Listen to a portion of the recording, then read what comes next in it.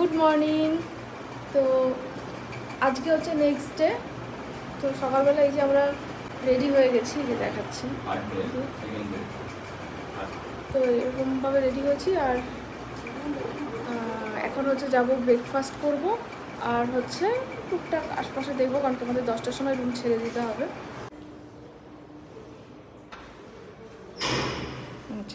বাবা রেডি হয়েছে। মেয়ে আজকে জোর করে এই ফ্রকটা পরিয়েছি, বাবা পরেছে এইটা।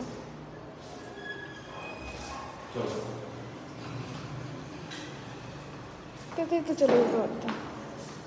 আমরা যেহেতু শ্রীনিবাসমের ঠিক অপোজিটেই ছিলাম হোটেলটাতে, তো সেই জন্য আমাদের সামনেই কিন্তু হোটেল, রেস্টুরেন্ট সব কিছুই, বাজার সব কিছুই সামনে।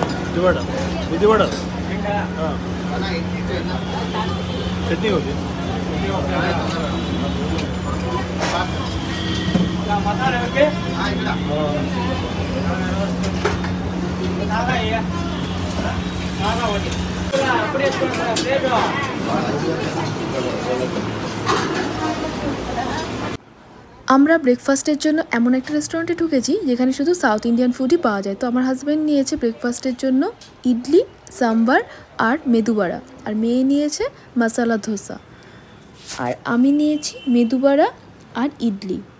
আর এগুলোর সাথে দু রকমের চাটনি দিয়েছিল, একটা গ্রিন চাটনি, একটা রেড চাটনি। খাবারটা বেশ ভালোই ছিল।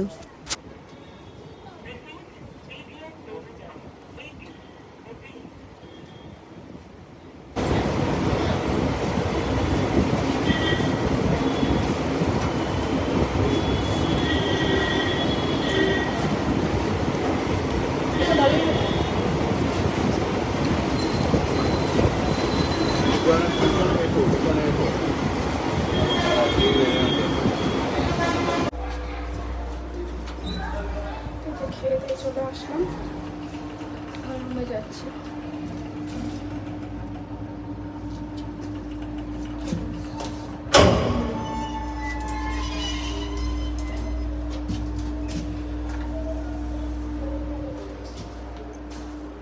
তো এখন এই যে একটা ডাব নিয়ে আসলাম, ডাবটা খাবো।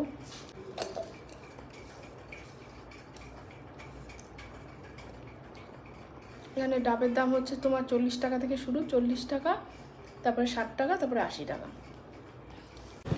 আমরা একেবারে লাগেজ গুছিয়ে হোটেল ছেড়ে দিয়েছি, দিয়ে শ্রীনিবাসনে ডাইরেক্টলি চলে এসেছি। তো এখানে একটা মার্কেট আছে ছোটোখাটো, সেই মার্কেটেই টুকটাক কিছু কেনাকাটা করেছি। প্রথমেই আমি আমার পুতুলের জন্য, মানে আমার বোনের ছেলের জন্য একটা সাউথ ইন্ডিয়ান ট্র্যাডিশনাল ড্রেস পছন্দ করছি, তো ওটাই কিনছি।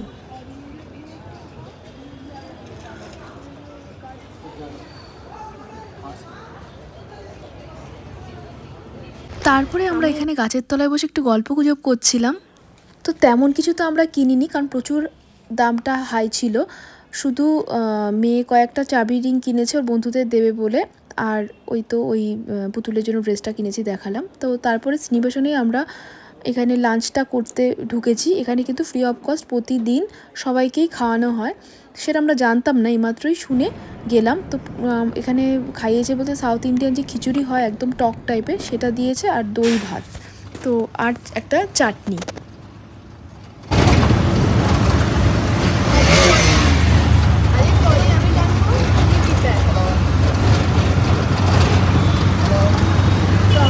যাচ্ছি হচ্ছে স্টেশনের দিকে।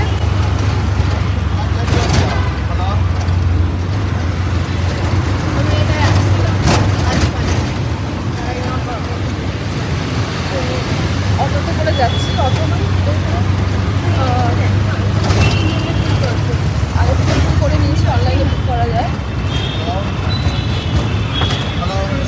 প্রচণ্ড রোদ, প্রচণ্ড গরম। ট্রেন হচ্ছে 5টা, সরি 4:40 আগেই যাচ্ছি। আমরা এখন স্টেশনে চলে এসেছি, আর ট্রেনও ঢুকছে। দাঁড়া দাঁড়া দাঁড়া দাঁড়া।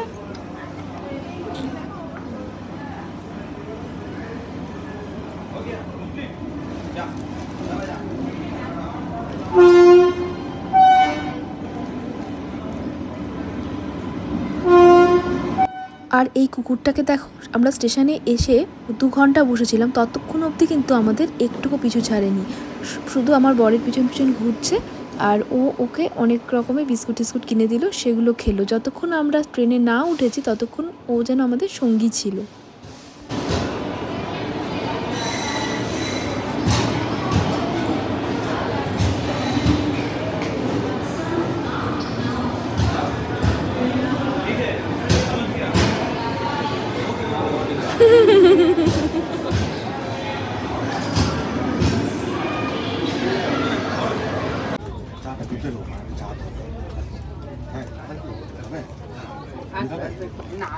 আমি ঠিকঠাক খেয়ে নিচ্ছি গরম গরম সঙ্গে তো খাবার জিনিস আমাদের ইভিনিং স্ন্যাক্স দিয়ে দিয়েছে। দাদা বিয়ে থা করেছে না না महसूस होते ही कि शायद ये सब सच है। एक लड़का फौरन टॉयलेट की ओर भागा क्योंकि ग्रुप में लिखा था कि ट्रेन रुकने से पहले ही टॉयलेट का इस्तेमाल कर लेना चाहिए वरना बाद में लाइन लग सकती है। लड़का जैसे तैसे निपटकर बाहर निकलने ही वाला था कि उसे एहसास हुआ पीछे से उसे घूर रहा है। दिल जोर जोर से धड़कने लगा, लेकिन हिम्मत करके उसने धीरे धीरे पीछे मुड़कर देखा। खिड़की के बाहर एक काला साया तैर रहा था जिसकी आंखों से लाल अजीब सी रोशनी निकल रही थी।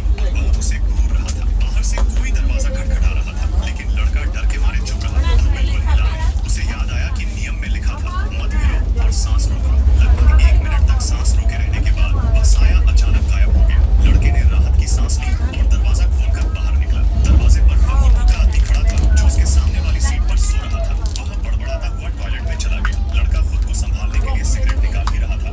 तुरंत कंबल में घुसकर लेट जाना ही ठीक था, लेकिन उसके सामने वाली बर्थ अब भी खाली थी। तभी ग्रुप में से एक मैसेज आया। लड़का सोच ही रहा था कि तभी उसके एक पुराने दोस्त ने, जो हार्ड सीट वाले नहीं हुआ था और यह जगह तो सुनसान जंगल जैसा था, यहाँ स्टेशन कहाँ से आ जाता। लड़के को शक हुआ और उसने तुरंत अपने दोस्त को मैसेज भेजा कि किसी हालत में ट्रेन से मत उतरना, लेकिन तब तक देर हो चुकी थी। लड़के को समझ नहीं आया जब ट्रेन रुकी तो दोस्त को वह दिखाई क्यों नहीं दिया। उसने मोबाइल निकालकर ट्रेन की जानकारी चेक की और तब जो नतीजा आया उसने उसके होश उड़ा दिए। वह जिस ट्रेन में बैठा है असल में ऐसी कोई ट्रेन अस्तित्व में है ही नहीं। আমাদের সাথে যে আরেকটা ফ্যামিলি ছিল, তারা হচ্ছে উটি থেকে ফিরছিল, বাবা মা এবং ছেলে। তো তাদের সাথে আমাদের যখন পরিচয় হলো, খুব ভালো ফ্যামিলি ছিল, খুব ভালো লাগছিল, ওদের কথাবার্তা খুবই ভালো ছিল। তো আন্টিরা ওখান থেকে ফ্রেশ স্ট্রবেরি কালেক্ট করে নিয়ে এসেছিলো, তো সেগুলোই সবাইকে দিচ্ছিল, আমাকেও দিয়েছিল। ভালো লাগে না স্ট্রবেরি। একটা খেয়ে দেখো, একটা খেয়ে দেখো, একটা খেয়ে দেখো। না মানে খেয়েছি, আর ভালো লাগে না খেতে। একদম অরিজিনাল গাছ থেকে তোমরা গাছ ছিল তো বোমকার বোমকার। না ঠিক আছে, ভালো খেতে।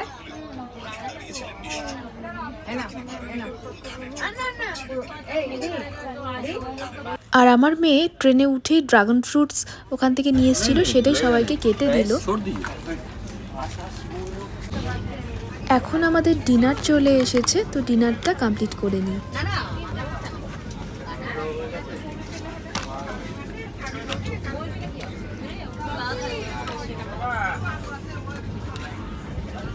এখানে আরো ভিউ তো আছে না, ভিউ কি কম পড়েছে কটা? এটা দুর্গা মন্দির। এটা দুর্গা মন্দির? হ্যাঁ এখানে একটা এখানে না না এটা আমি ওখানে চলে যাচ্ছি। চলে যাবো उससे बात जाएंगे। तो तुम्हारे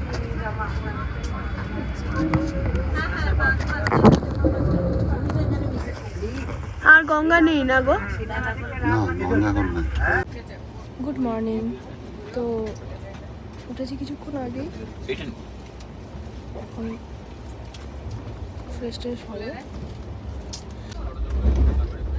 আমাদের এইমাত্র চা আর গরম জল, দুধ সব কিছু দিয়ে গেল, তো চা বিস্কিটটা খেয়ে নিই। এই যে আমাদের ব্রেকফাস্ট হয়ে গেছে, তো এখন করবো ব্রেকফাস্ট। দেখাচ্ছি দাঁড়াও।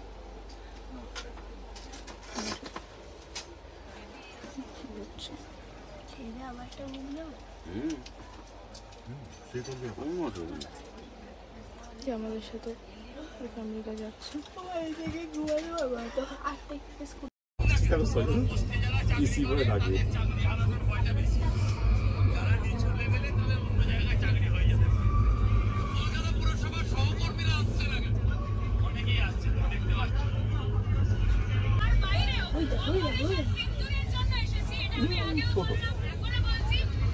ওই জন্য ওটা বড় ছিল। থেকে বড় কি করে হয় পাহাড়? আরে তখন ওই যে ভিডিওটা যেটা তুলেছি ওই পাহাড়টা ওর থেকে বড় ছিল।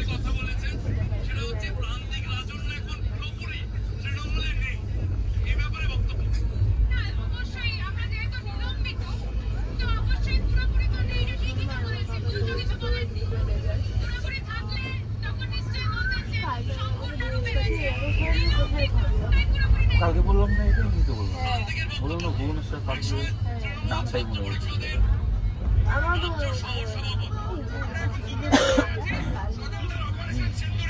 এগুলো পাহাড়ি বাড়ি।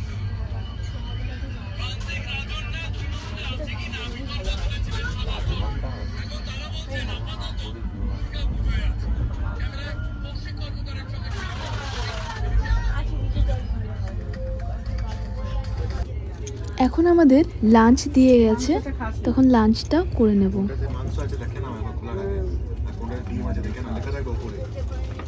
লেখাই থাকবে।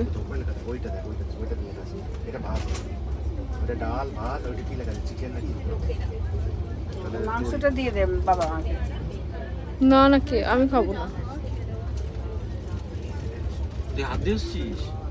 কি বাথরুমটা কেমন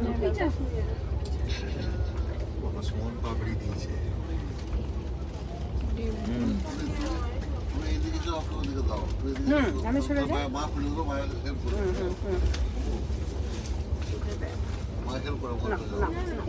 না ও তুমি এইদিকে রাখো, আমার জায়গাটায় রাখো না ওটা। এদিকে চলে আয়।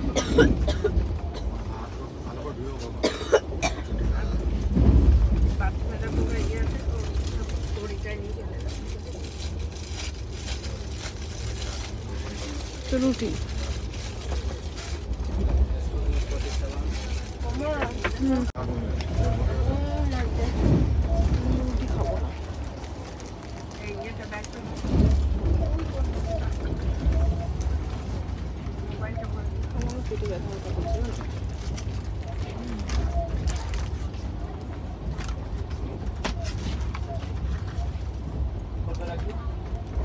ভাত ডাল আর আলু আছে।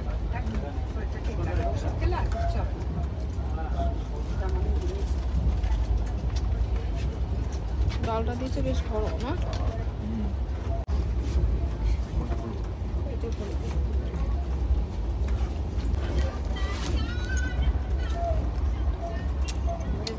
কথা বললাম বিচার করলাম নিয়ে তার বললাম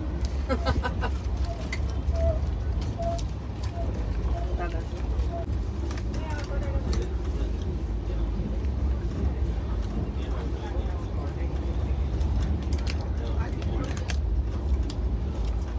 এটা হচ্ছে শোন পাপড়ি।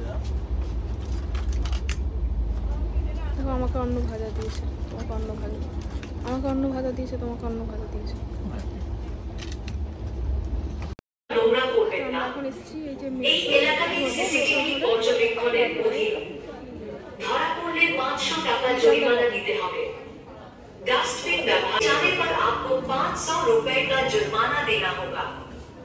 कूड़ेदान তো আমরা এখন মেট্রোর জন্য ওয়েট করছি, যাব হচ্ছে শিয়ালদা।